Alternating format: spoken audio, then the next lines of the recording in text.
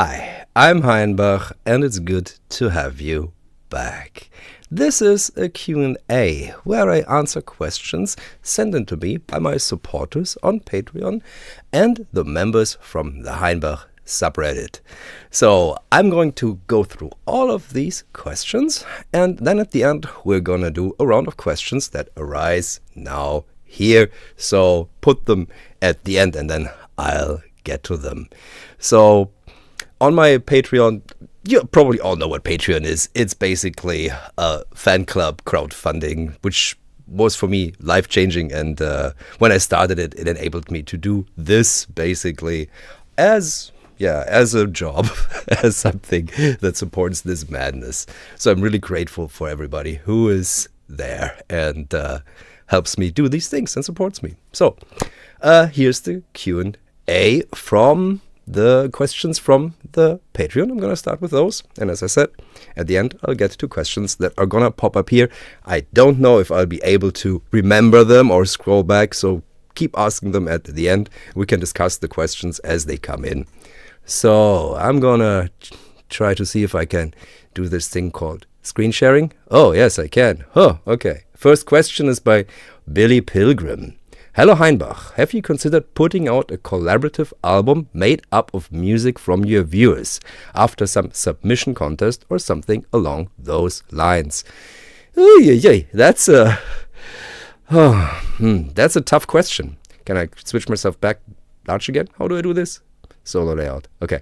No, that's a tough question actually, because I did a collaborative album once already, and that was released on micro cassette, and it's on my Bandcamp. It's called Old Sons. But that was basically people from the Patreon and the subreddit send me their sounds. And I remixed them into new tracks. I think I used a Digitakt for that and a Coco Quantos or something like that. Was a lot of work and a lot of fun. So Old Sons, I think that came out in 2019, 2018, if I'm not mistaken. Digital and microcassette, which made this a very special release. I really enjoyed that. But this sounds like an album where there is music from people that view the channel or make music themselves, and I'm really scared about like these kind of like contests and stuff. I've been asked to at some point, I think it was when there was a contest that Spitfire made, and I was with Aleph Lenz, and we had to like judge music from that were submitted for that contest. And I really don't enjoy judging. I really don't enjoy like judging other people's music to be on something.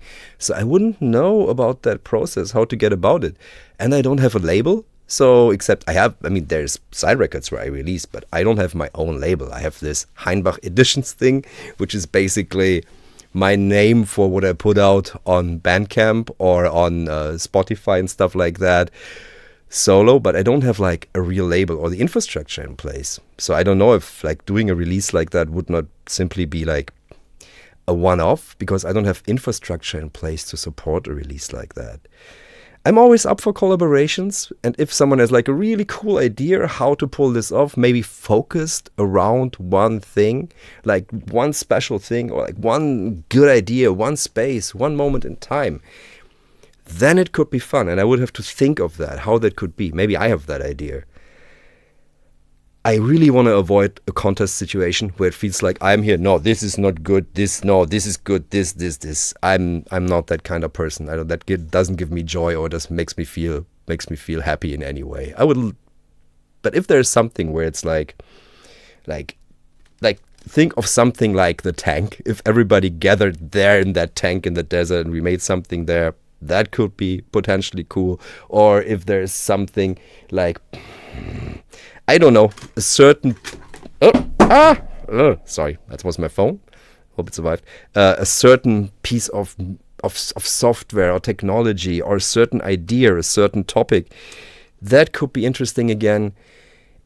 Or if there was like some cause to like support, could be again a thing. There's 1,000 possibilities to make this work. I would just really have to find that hook for me to make it something that's something I feel is worth it. So thanks for putting that thought in my mind, Billy Pilgrim. That was a question from the Patreon. We go to another question from the Patreon.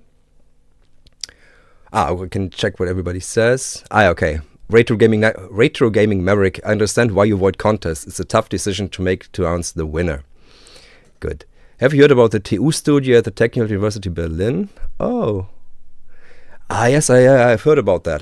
That's another place I need to check out. I'm gonna focus on these questions. I'm gonna get back to like on-time moments here in a second. I want to also be on here. Come on, there I am. Okay, there I am.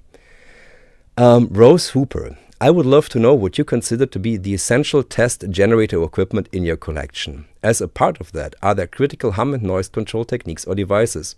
Git fiddle. Okay, that is not so hard a question. That's not so hard a question. I think there's two devices. The first one is the lock-in amplifier, and that's the Princeton Applied Research 124, which is one of my most amazing lock-in amplifier units that I ever found. And we made Collide 4 with Adrenalog. Like that was the spiritual predecessor for that was that lock-in amplifier, the Princeton Applied Research 124. That's been really, really essential. So, and then there's one unit, the Rode and Schwarz UBM. And I think I'll get to talk about that in a different question from the subreddit later on. So I'll just be quick about it here. It's a beautiful bandpass filter preamp from the 1950s, famously used in Stockhausen's Kontakte and so on. And I have now 5 of them, and they all sound wonderful and different, and they're all absolutely wonderful units. And then, the third one, of course, that's the word generator. I just made that into a plugin with audio thing. It's called Booger. But the word generator, the HP word generator, when I got that into my system, the whole test equipment music became from something that's more droney or like glitchy and like very minimal movement to something where there was a driving rhythm. So and I got the first one for $60. I had no idea if it would work in any way, what it could do. And that's still one of the coolest and funkiest sequences and most enjoyable thanks to all the switches. I really enjoy that. And with these 3, the Princeton Applied Research the Princeton Applied Research PAR 124, the Rode and Schwarz UBM abstimmbare Anzeigeverstärker, and the HP 8006A Booger word generator. That's the core. And then there are some ancillaries like the PBO, the bandpass filter from Rode and Schwarz. And then, curiously for me, the Brilliant Care stuff, that comes for me at a later point. I'm a really big fan of Rode and Schwarz and Princeton Applied Research. But Brilliant Care is like, that's not, I hope it's not sacrilege, but I mean, like, it's taste, come on. So I, also due to space reasons, I've got a bunch of Brilliant Care. But I like the, I use it for different things. Brilliant Care is hi-hats for me. That's it's tiny wooden sounds, while Rode and Schwarz UBM is massive and big. We'll get to that. Why in a later question, I think. That's one question here from Nicolas Briand Bonsai Sequoias. Do you ever use your test equipment to test things? No, I don't. I don't have anything to test. I like, if I test, I've got a scope, and I've got my multimeter is broken. I need a new multimeter, but I don't use the test equipment to. Oh, actually, come on. No, I used for measuring in my tape machines. I use a wonderful WaveTech over there. I think you can see it somewhere here. So yes, of course. So for measuring tape machines, I use my test equipment. That's a WaveTech 185, which is the coolest of all the WaveTechs. So, yeah, I do. So, okay. So let me check, and full screen layout. I think now, click 2 times, so I'm also there. And Eric Alling. A little while ago, you put out a video on your eurorack setup based around the Collide 4 modules, which seemed like a really well put together instrument instead of a jumble of modules, which easily happens in eurorack. Are you still happy with the setup, and have you considered making an album based around it? Yeah, that's a sore point for me at the moment, because I had to tear it apart. So I played this instrument live, I think 3 times. I played it at Berghain, which was amazing. It sounded fantastic on the Function One there. It was super good and was so playable and so fun. It was really, really, really, really a good system. And the modular, and it's an amazing system. And we used it on a record that I'm working on with Ach Kosmos. There's a track that uses it, and then I had to tear it apart because I took the whole system to a show in Istanbul, and I realized this gets very, very heavy, and it was a very surreal moment because at that time, I didn't have much music that I made exclusively with that. So I still had to bring all my Seat Lombard. I had to bring my tape machine, which is I'm always going to bring tapes with me. That's just how I love working. And then I had to carry all the merch. And the hotel was basically just 150 meters from the venue. But I got wrong directions. So I was routed like all the way around to down and up. If you know Istanbul, you know it goes down and up. But I was walking with the merch and the modular and my bag and like everything and like my camera equipment so I could film the show. I was like this. It was hot, like 30-degree hot. So I was like, okay, this is a lot. But then across the road, every 5 meters was either a police person or like secret police, all armed to the teeth and with walkie-talkies, and I was like, what is happening here? What is happening here? And the show, so I got to stay at the Hilton because they sponsored that event. I think Hilton and Walker sponsored that event. So I got to stay at the Hilton, which was pretty good. And when I came there was a little Walker flask, like, I don't know, like a random Walker flask with the tartan pattern. But yeah, so I walked from the Hilton to Babylon. That was the place. So I asked the secret police, excuse me, where's Babylon? Where's Babylon? And they looked at me like, what's this guy with this big rack and this stuff? They had no idea. So I walked down further, and then suddenly the first black like Mercedes limousine came, completely like armored up, like rushing past, whoosh, and another. And it turned out like that there was a conference where Erdogan, the president of Turkey, was the prime minister of Turkey, was attending. So all the people were like, all these guards around, and there was me, this weird experimental musician, carrying his modular stuff and everything to a place called Babylon and asking where Babylon is. So I had to carry a lot. And then I decided I can't travel with this much. This is breaking my back, especially if I want to bring vinyl and CDs and cassettes too, because that's also a way, like, I need to do that to actually like to make money from playing live, and it's sometimes the only way to get like those records to people. So I decided I need to slim it down, and I now just have like a little, like, what do you call it, the pods, little pod case where I put in one Collide, and I put in an output module from Analog, and I put in the Step 8, and that's my rhythm. It's such a lovely little system, and I run this into the Coco, and now I can carry just a backpack and my Nagra, and that's all carry on, and I don't have to worry about stuff getting lost in the hold and not to carry too much. But since then, that system has been torn apart. I would need another Step 8 and another Collide, and yeah. But for playing live, it turned out to be better for me to really slim down. But that system is it's in a sorry state. It's again like, it's a jumble now. I put out a reel where I use it actually, like the latest version, where it became like a tape looping system, where I used a module from Beep Boop Electronics, which allows you to put in any cassette recorder and use that as a tape echo. So I used the Marantz for that. And then I've got another looping module in there that was super cool, like a digital one. Name escapes me. I'll come back in a second.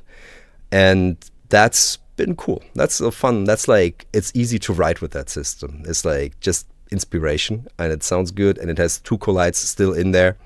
But yeah, the That system, I miss it. It was really good. It was fun to work with, but the whole plan that I would completely write an album with that, it just didn't happen.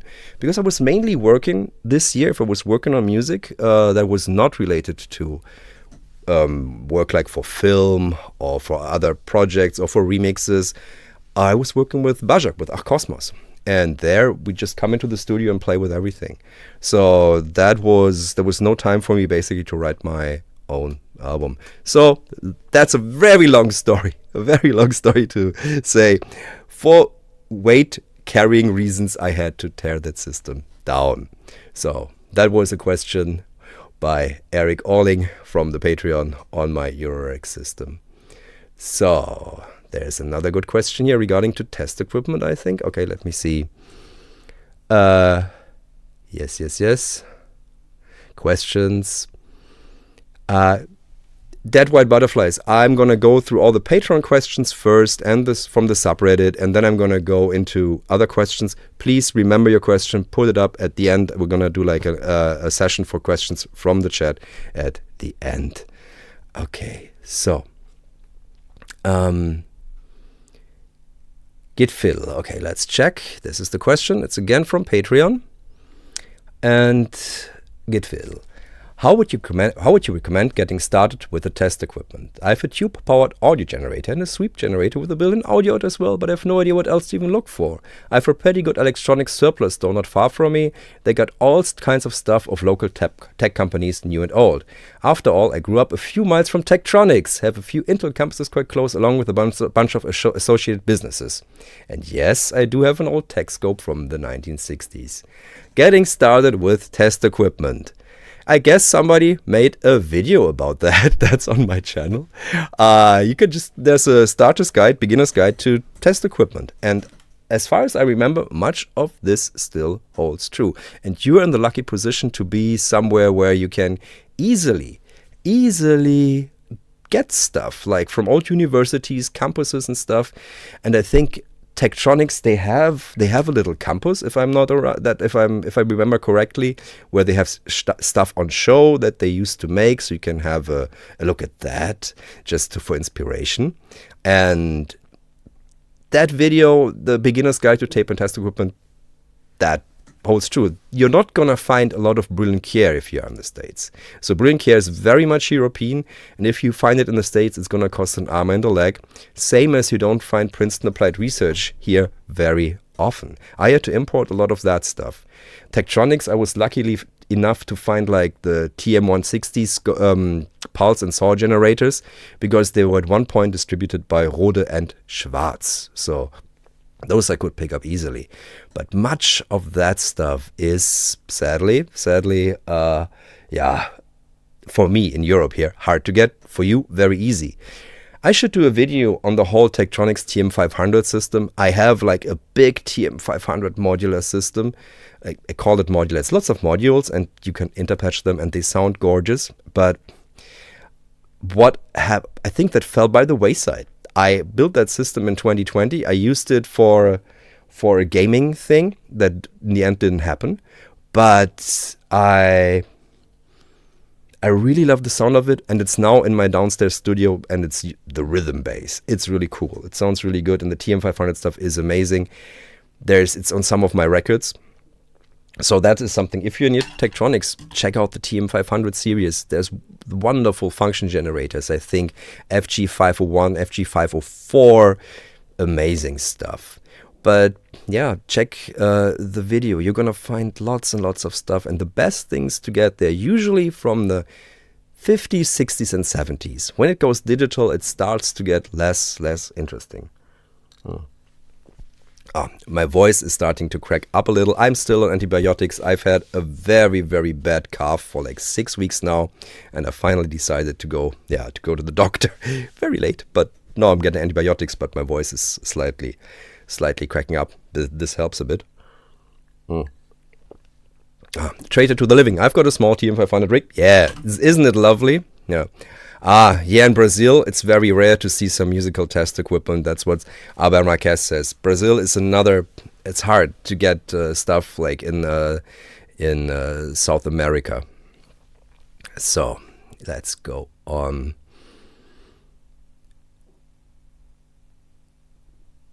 Okay, so let's go on with the questions. And we have another one from the subreddit. Bram Damon, I'm curious why you chose Heinbach as your name. Does it refer to the place where you grew up?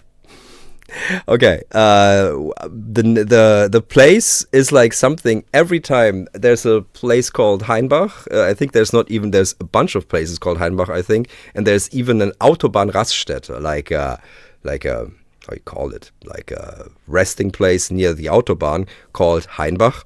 And every time somebody passes that by and knows me, like, here's the picture. It's like, yeah, I know Heinbach exists. So, but Heinbach was the maiden name of my late mother. And I really loved the name, and I always wanted to do something with it. And after all the complications, the weird ways like you find your artist name, I found that to be simple and beautiful. It literally means like a small grove of trees next to a river, or a small river. So that's what it means, and it's the maiden name of my mother. Not much more behind that.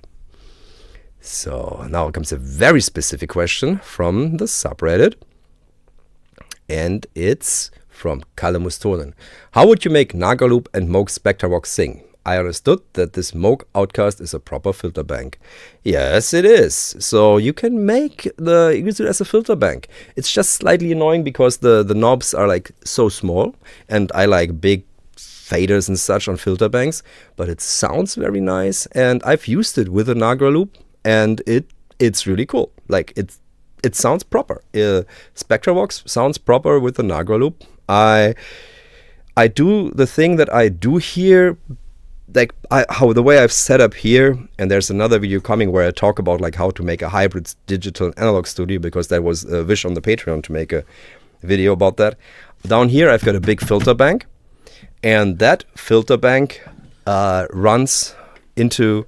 gets fed by a loop from the Nagra over here, but in a way that I can feedback it back onto the Nagra.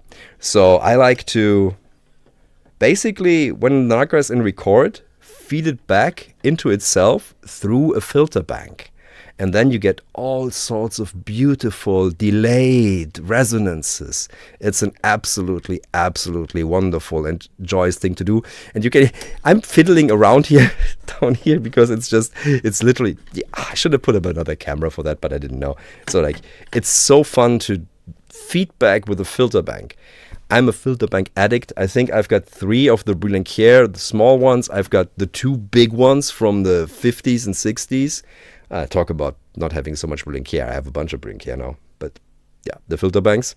And then I've got this Rehberg here and the Spectravox. And really cool Spectravox. It's size-wise, it really fits nicely with the Nagra. So, or any tape machine. And feedbacking the machine into itself, like off through the filter bank, or just making a loop and then filtering loop. And sometimes just like sometimes you just want like the beautiful the tape hiss, and you just amplify that and up the gain, and then you have that's actually like a job that I sometimes get, doing this stuff, doing filtered tape loops.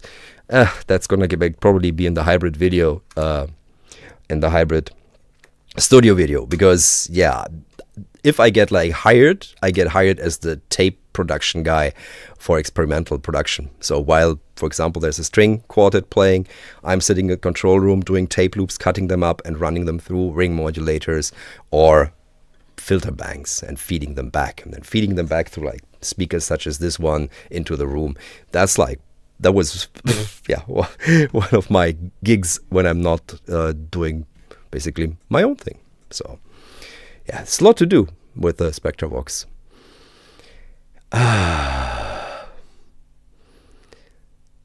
So, as again, I'm going to go through the questions from the patrons and the subreddit now first, and then we're going to do a Q&A round. So please remember your questions, and I'll get to them after I've gone through these questions.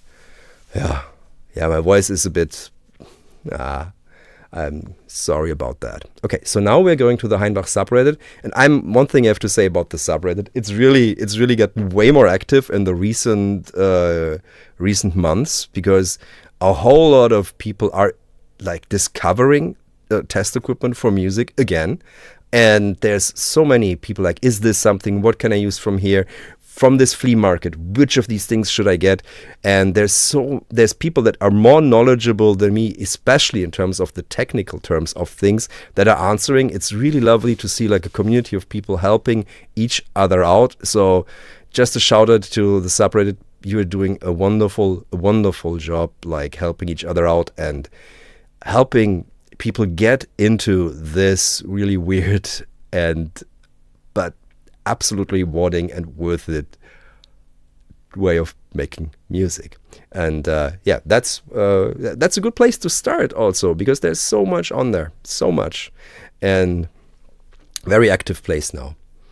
So go to the questions here, subreddit, I think here it is. If I open it up, can I also be in there? I want to be in there. Good. Woodcarver Steiner, who are some of your favorite artists outside the electronic music genre? Thank you.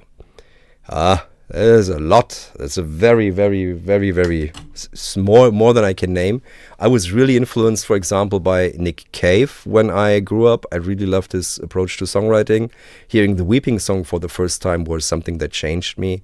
Then there's Kurt Weill. I really loved his work with Brecht, and that was something where I was hugely influenced by.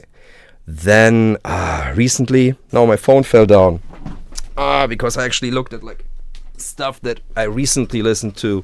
So yeah, funny thing is, for some reason I had like a Willie Nelson phase for a few days, and I was listening to his IRS tapes because they would just strip down him on the acoustic guitar. And that's something I'm still a sucker for, like really stripped down music where it's just like a person on their guitar. I really like that. But then one of the albums recently that's non-electronic, but I really loved, was from Valentina Magaletti, A Queer Anthology of Drums. Oh my God, that album really blew me away in the terms of like how she made the drums sing. Amazing. And then, of course, there's so much music. Like I'm a huge fan of old school reggae and dub. Also, you could argue that already gets electronic, but the electronic it's mixed with the acoustic. So, yeah. That's just a few things. I could go on and on, but I'm sorry, just to give you an idea. That's our few things outside of the electronic, a few artists outside of the electronic world that inspire me, and so much more. Okay, I'm stopping here. Else I'll just go on. Now, next we have Sockgoop. I know Stockhausen is a major influence to you, but I was wondering if you're also influenced by early industrial music like Throbbing Gristle, Cabaret Voltaire, and Einstürzende Neubauten. Also, in the modern age of virtual analog, physical modeling, and all sorts of digital means for sound design, what is about utilizing test equipment for music that keeps you interested in it? Love your channel, by the way. Thank you, Sockgoop. So for the first question, early electronic industrial music, that was not my influence, because that was basically, I would call this cousin music. So I'm putting myself back here. So the early industrial music, that was music that my cousins would listen to, because I was like by far the youngest kid. So anything that was their music, I was like, no, that's for the old cousins. But I really liked, when I got into industrial, it was with KMFDM, and it was with 9 Inch Nails, the early ones, and Ministry. So those were my industrial influences. And later, when I got more of a musical education, I went into Throbbing Gristle and listened to that. Neubauten was always a special case. I caught them on MTV when I was a kid, but they were already in their more lyrical phase. Du bist das, was keiner braucht, where Blixa was singing really minimal, I think. So, and it had almost a chanson feeling, everything to it. So That's where I experienced them. So I didn't go into them with their old stuff. That was something I discovered when I'm in my mid-20s. And then there's something when you hear Kalte Sterne and that style of singing. Come on. In my work with Look Mom No Computer, that's something I love to challenge me a bit of Blixer Bargeld in that. So yeah, later. But when I grew up, these were not my influences because, yeah, that was just not around. But there were people that were influenced by them that were then on MTV and such. So because you get influenced mostly about music between the age of 14 to 25, I think. That's already long probably, and then most people forget about music. Doesn't become as important anymore, and it's not formative. It's not formative anymore. So, but yeah, that's how my influences vary. So first it was these industrial bands. And then I learned where they were influenced from, and that in turn influenced me. And yeah, I go back to the jazz funk greats and stuff like that by Throbbing Gristle and enjoy them and enjoy the sonics on that. And then I go into the tools that they used and I think about the gristleizer and all of these things. So, but that's something there that comes from my enjoyment on the historic perspective of music also, and then discovering those records and be like, there's the root. That's why they sound like this. There's why that artist sounds like this. And that always brings me joy to pick up all these threads that connect things, music and art. Good. And the second question was the modern age of virtual analog physical modeling and all sorts of digital means for sound design. What is about utilizing test equipment for electronic music that keeps you interested in it? First of all, it was not meant for music. It's a struggle to work with it, and I like this struggle. The struggle is absolutely something that's cool about it. It's enjoyable. It's enjoyable to feel like, oh, I'm the first to hear this sound. That's exploration. One of the books that I loved as a kid, it was blue, and it just had a little golden ship on it because probably the paper cover around that hardcover was lost, and it was called The Great Explorers. And I loved reading that book about explorations, and that was something that from like reading about how people explored the Arctic and starved and died there and blah blah blah, or sometimes they had glorious returns. That's something that really stuck with me. So my little explorations in sound, going to places where I'm like, oh, this is. I don't think not even the people that made this have ever heard this sound from it. And that's something that makes me happy. It really makes me happy to feel like, oh, I'm the first to discover this. It's my bit of Indiana Jonesing of things. So that's for me a personal motivation. Then, of course, it's the sonics, because these things are not made for music. They sound different. So they don't sound synthesizer-ish, as my friend Hans Kulk from Willem Tvee's studio would say. It's electronic, but it's not like a synthesizer. It doesn't sound like a synthesizer. It's different sonics. And because they've all so much more gain, I mean, the most modules are at least 25 volts. They just have more power that they put out. So everything overdrives. They make other things that are meant for music, like a mixer. They really push that mixer. In some cases, too much. So you have to be careful. I've got 2 channels on my mixing board here that got a bit UBM damaged from the volume that puts out. So they need op amp replacement, because it's the op amp that crackles in there. But still, the power that you have on tap on that is just wonderful, and it sounds different. And then it's the haptics.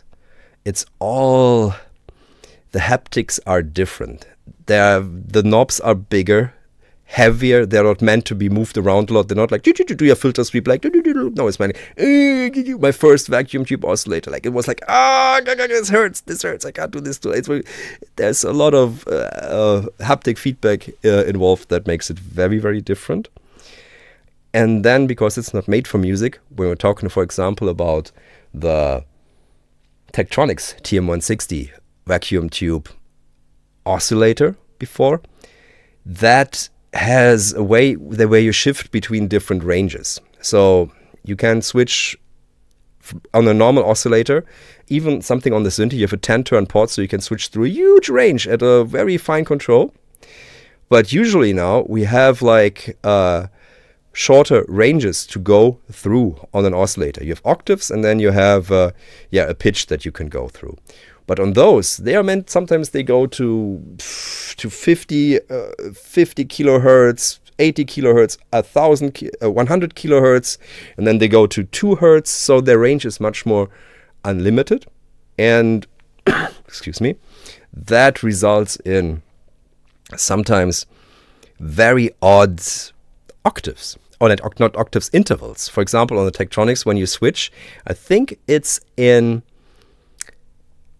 tritones. So you switch the different from one range to the other. It's in tritones. So when you play it, it's really cool. I really like that. It's a surprise. It gives you different music results, different things to talk about. So these are just a few reasons that I really like it. And one last aspect is like these things were oftentimes the absolute high end of the time. When you look into a Rode and Schwarz unit, you see there's absolutely no compromise, except maybe the color, because that's military surplus with a tinge of white or something like that. But inside, it's absolutely uncompromising design. This used to be the best stuff, you know? And to have something that is the best stuff, and there's never going to be anything like that again, that's pretty good. It feels proper to work with it. It's really, it's just from a different era, and it sounds really good. So it's nice. It has like its own thing. And I think we're going to talk about a few details of that in a bit also. Good. Then we have going to the next question, this time again from my wonderful subreddit, Pizza Yum Yum. How did your journey into music production and audio machinery begin? Glenn Vision, I was going to ask the same thing. So how did I start out? Well, oh wow, Traitor to the Living. Thank you. Oh, thank you very much. I almost didn't see that. Thank you. That's amazing. Wow. Cool. Thank you for $19.99. That's I should have, then I can buy more of this alcohol-free aperitivo here, which is actually very good for my throat right now. Okay, so thank you, Traitor to the Living. My journey began basically, I was in a band. So I was in a band in school, like a guitarist, and who I'm still very good friends with, and his sister. They were making like 60s rock, and together, he was playing guitar, she was singing, and they were looking to put together a band, and they heard that I was played piano, and then I borrowed a keyboard and played together with a drummer, and then the second guitarist became the bassist, and we played together. And I bought my first keyboard. I think I got like the cheapest Yamaha Entertainer keyboard I could find, because it had an organ sound and a piano sound. That was all I needed at the time, I thought. But then it was like, this doesn't sound really good. I need to find a way to make it sound good. And I started experimenting with pedals. So I ran like octave pedals and distortion, that Yamaha keyboard, and started to beef up the sound like that. Then I thought, there must be more sounds than this. How can I get different sounds? I was experimenting with Cool Edit Pro 96 to get like electronic sounds, to integrate them into the band. There was a Casio SK1 that or might be even an SK5, I think, that the guitarist said that he borrowed me, and I started to sample the radio from that, and that sounded absolutely fantastic. And then I needed to figure out how to get these radio, Cool Edit Pro, all these sounds into a live band context. And I thought, hey, a synthesizer. I need to buy a synthesizer, the one with the most knobs, so I can make all the sounds in the world. And that was the Roland GP8000. And it was a lot of money that I put into that. I got a little because my grandmother passed away, and she left me some money, and I bought that synthesizer from that. That was the GP8000. And I thought, that's it. I only need this to make all the sounds. but it never sounded like Casio, like radio sampled through the microphone as a Casio SK1 or SK5 on cassette. It sounded different, but it was my start into that. It was a way to find more interesting sounds than what I could with the gear that I had available at the time, which was all, basically radio and cheap keyboard, and then going into synthesizers, then discovering analog synthesizers, then discovering granular, then then going into vintage synthesizers because they were decently affordable at the time. Like a Juno 60 cost 450 euros at the time, or Deutschmarks, I think. And so that was my start. And there's one more comment here, I think, because I selected just Beste. I want to see all. Neu. Okay, there's one more question from on the subreddit, before we go to all your questions, from Toby Vanderbeek. At your show at Berghain during Superbooth this year, you blasted the deepest, most blissful buzz for like a solid minute. How did you do that? Equipment, etc. Okay, so that Berghain show, Dasha Rush organized it, was absolutely lovely. And I always wanted to hear the Rode and Schwarz UBM at Berghain. Ever since I got it, I think in 2018, I thought this needs to be played here. So when I got that show, I can finally scrape that off the bucket list. I could say, this is done. I'm going to do this. So I brought 2 Rode and Schwarz UBM there. And my tech insisted that he should come too, just in case something happens, because he fixes those things. And he ended up helping much more because I'd forgotten my audio interface. So he rushed back to my studio to get the audio interface, and that was a great help. But yeah, so I had brought the Rode and Schwarz UBM with me, and then I did a bass solo, and that was absolutely, it sounded so gorgeous.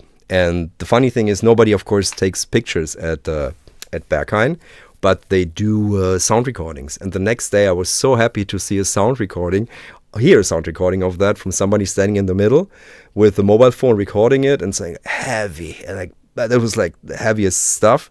And you can hear people like go absolutely silent.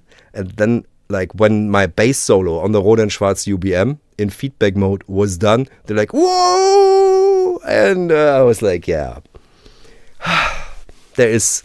I was right. This needed to be heard there. This needed to be alive in this room, and I had the right idea with that. And yeah, thank you, Toby Vanderbeek, for asking for that. It was that. It was the Rode and Schwarz UBM. Absolutely amazing in that space. Yeah, good. And now we can go to the questions that you guys have here. Let's do like 15 minutes because I can hear my voice is dropping. Good almighty Greg. I think I can even do it like that. I really like your music. I'm a musician. I just wanted to say thank you for showing me so many ways to hear music. I'm still using tape to record and it's fun. Cool. Thank you. I've got a big video, like almost half an hour, on tape techniques on a very affordable tape machine coming out, where I discovered something new that I really, really like, and it cost me to buy 2 more of that machine. That's, I think, gonna come out tomorrow. And that's, so tape, there's always something new to discover in tape. What do we have here? Any hidden tips for the Mona V32 step sequencer? I ordered one from Germany. I don't know that one. I've got no idea about that step sequencer. I'm sorry, so I can't help.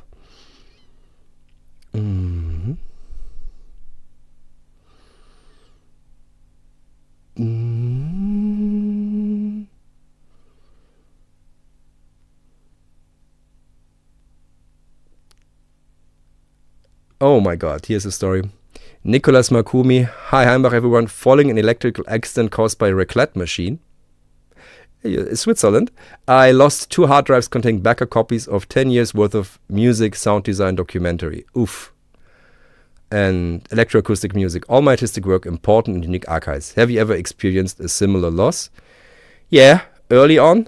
Like really early on. I got a new PC and I wanted to have all the data transferred. my PC. I think what was happening. I think the PC, there was the broken power supply, I think, and I wanted to have it fixed. And because I had used some sort of encryption on my hard drives, the people that fixed it up, that was way, way, way long ago. That was when I was still living in Freiburg. So I was probably 19 or 18 or 19. They just erased the hard drives and set up a completely new system. I was like, what have you done?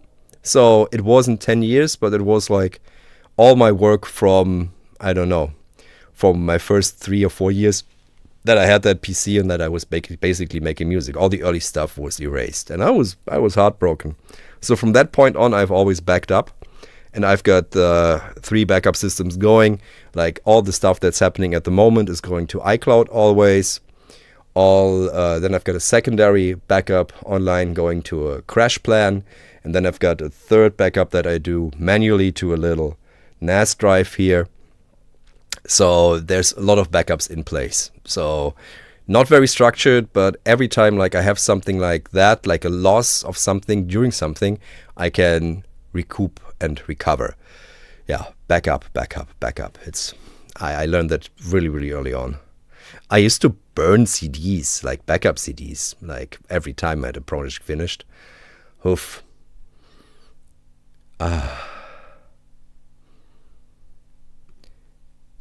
I got into making some chiptune music for a few years. What's your opinion on this genre? I basically, when I was in Hamburg, it was all around me. Artists like Plemo, and then there was another one. It's so long ago. There were a few people that were into micro music and chip music, and I really liked it. It was fun. And I still like, one of the things that I like to listen when I go, for example, to a different city to explore, is put on like the Turrican 2 soundtrack by Chris Hülsbeck, and in the original version, that really that really provides the proper soundtrack to exploring something new for me. So yeah, I like chiptunes. I've got a sit station over there. You know, I would love to work with that on something. I've only used it for a few sound design things, but I haven't made a track with it. So chiptune, very nice.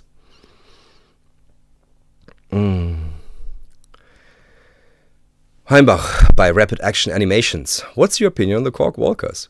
I had the drum, and I put that on a bike for a theater play, and I also had the keys, which I also put on a bike for a theater play. That was really cool. They were really lovely little boxes, especially the keys. I enjoyed that.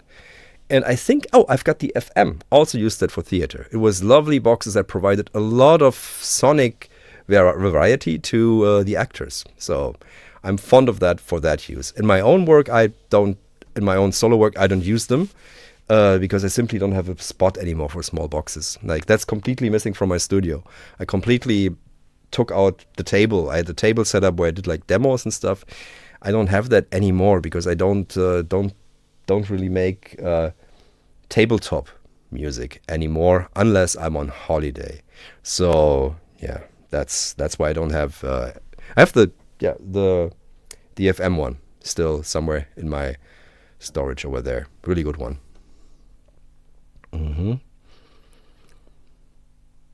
I got Tim Dale music. I've got the Collide 4 and it's awesome. Any other ideas, equipment that you'd like to see being made into Eurorack? Oh, there's a bunch. The biggest point is oftentimes that some things that make the sound are like big coils and stuff, which is really hard to realize in a Eurorack module. But or like really tubes is also impossible to do really nicely, I think. Because of the voltages that you have, that's always a limiting factor, like the 12 to 15 volts that you maximally have. But yeah, there's a few things that I could see working in Eurorack. But yeah, some are just impossible because of the way. I don't know, for example, from the analog ones, I don't know if a boxcar averager, which is one of the hardest pieces of test equipment to make music with, but right now in the subreddit, it's all the rage. I don't know if that would be worth to turn into a Eurorack module, because it is super hard mode and it's cool. Yeah, but yeah, we'll see what comes. I mean, yeah, much of the So even with Collide, what I did, for example, was to add like the big knobs from Music Thing Modular to have some of that haptic thing, more big knobs and control. But with Eurorack, like when you make something, you always have to think about like what's a good size. Module 20 HP is pretty big, and anything that goes over that already starts to like, people tend to not buy it anymore. But you have to find ways to add this lovely big control. Music Thing Modular knobs are already a thing for that. So, there are a lot of things. So, I have a big collection of gear, says Inkokus. How do you decide when to get rid of a piece of gear, or do you keep it all? I've mostly regretted many of the things I've let go, except for the Roland MC303 because I hate that thing. And I keep a lot, and the things I sell, I sell a few things, but I keep more around simply because I don't know when the moment will come when I need it, because that's my scoring work when I work for a film or something, or for the theater, which I used to do a lot. It's always good to have something to pull out, to either put in the hand of an actor or to use for that specific scene, because you know that thing and you have that sound, and there's an idea to that. So I don't sell too much, no, and I keep most of the things. But I tend to keep in the studio here only the things that are really active, that are all working, and then I've got this shelf over there where I pull out things from time to time as I need them, especially for holidays. And then I've got 2 or 3 lean boards, which is a fancy term for, well, not fancy term, it's just a term for the keyboards that are not active. But for example, if I want a different mono bass, there's a Roland SH2 that I use.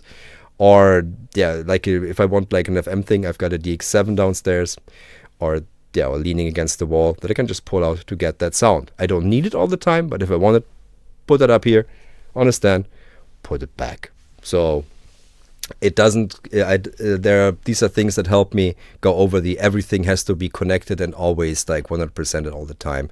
You can just plug in things if you need them.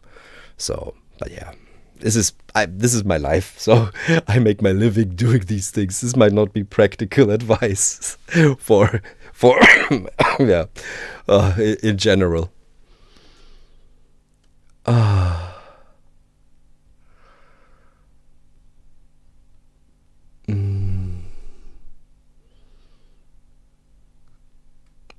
I don't understand how to get rich to buy all softwares and hardwares in poor countries of Middle East. Luckily, there's a lot of freeware and cool stuff there. I haven't in a long time like checked what was up, but there's a lot of stuff like that's affordable and that you can get, and you can do a lot of stuff with it, or to work with software like Reaper or something like that. When I grew up, there was basically no free software except for Cool Edit, and that was also shareware, I think, time limited and stuff like that. Now there's a lot of options, at least in terms of sequences, new sequences where you can work with that. But I can't tell you how to get rich. That's probably also something you should not ask any musician how to get rich. Okay, so I'm gonna do 3 more, 3 more, then my voice is done. Sorry. Robo Army. Hi Heimbach, how important is music theory to you? A lot. So I studied music theory, and then I forgot about it mostly. But I have it. It's not like I constantly look at like what this chord and blah blah blah blah blah is. But I've got a lot of music theory stored, but also because I studied musicology and I studied systematic musicology. So there I also had to learn how to write like Palestrina, or I had to do all the Satzlehre and stuff like that. But I also had to do, music psychology. I had to do acoustics. I had to do DSP. I had to do law. So music theory is a broad field for me. And but I'm happy that I don't have to analyze stuff. That's not what I do. But I like to, for composition, I like to know it. I like to know the basics, because that's how you get from loops, bars to compositions. So it really helps, but it's more something that's underneath, and that's why I never focus on my channel on it, because there are people that cover that stuff more deeply, that really care about it. I care about other things. So, but it's underlying everything I do. Do you know whatever happened to Legia99 from the subreddit? He was such an encyclopedia of test equipment knowledge, seemed to just disappear one day. Traitor to the living. Oh, I can check up on him. We like text from time to time, like write emails. So I can check up on him. Maybe he's just not on Reddit anymore. So I can check up. I'll let him know that he's missed.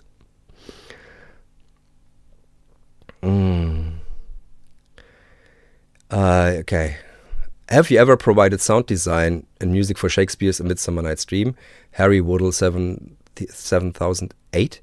I've done Hamlet, I've done Macbeth, I've done Much Ado About Nothing, I've done The Taming of the Shrew, but I have never had the pleasure of doing A Midsummer Night's Dream, which would have been absolutely amazing to do.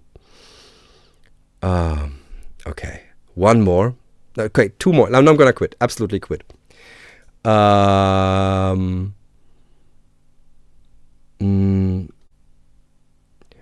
Marcus Smitherton. When working with noise ambient textures, what's your approach to finding structure, i.e. transforming noise into a finished product?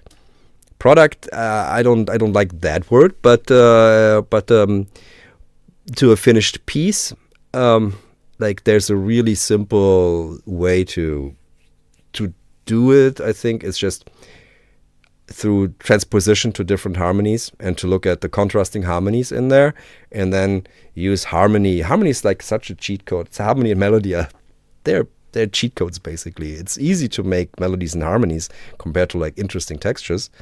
I find that might be completely like a controversial statement, but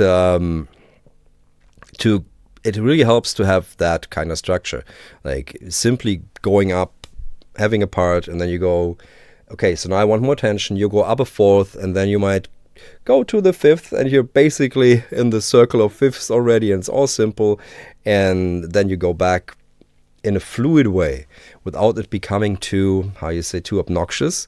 And that can already create so much tension in a genre that's generally not much modulating. And of course, creating constantly flows of like notes going up, going down, making fishes, doing a bit of counterpoint in there, trying to find call and response, even in ambient, is absolutely wonderful. One sound goes da-dang, another one answers bing-gang, da-dang, gang-gang. So if you have that kind of thing where the music starts talking with itself and then it starts talking to the listener, that really helps to get it to come alive. Okay. Hello Heinbach, thank you for being an inspiration. How do you know when a piece is finished? Do you get stuck in endless experimentation? Chasm of mirrors. No. A piece is finished when it's like hitting good, and the hardest part sometimes can be the mix. So with the mix, that's when I take like 5-6 different versions. But in terms of the composition, okay, there does this thing, there it goes here. It takes me on its journey, and it gently pulls me back, then it's done. Mix can be like, oh, I need to check it here, I should do this differently. That can take a bit longer than the actual composition. So I'm never really stuck in experimentation, endless. And oftentimes, because music writing is my job, so for film and theater, as I said before, and for other things, it's oftentimes done when the director says, now it's done, or when the deadline has gone too far, then it's done.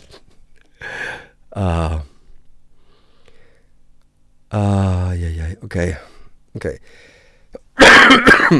Sorry. Okay, so now I have to quit this. I'm sorry, else I won't have no voice, and I'm going to Paris tomorrow. And if you're in Paris, come by to the Patch Point pop-up that's happening there. I'll be playing there Wednesday, and I'm going to collect sounds at GRM, and I'm going to process them on tape and the Coco Quantos and with their new GRM studio, and do a little performance from those pieces on Wednesday in Paris. So I gotta get my voice I gotta take care of my voice. So if you're around there, yeah, I'll be seeing you there, or tell people that I'm in Paris. And tomorrow I'll put out a new video on tape techniques, which is a long one. I think that was something where I edited, like mixing. In this case, I filmed long because I had the tape machine here basically set up for a month or something. I tried different things, but then I exported the edit of the video like 6 times because I felt, no, I need to change the pacing there, because if a video is so complex, that can take a long time to then actually like get the pacing right. So it's like mixing in that regard. Thank you for being here. It's been lovely. And let's do a Q&A again, maybe in the new year. All right. See you tomorrow here on this channel with a new video. Bye.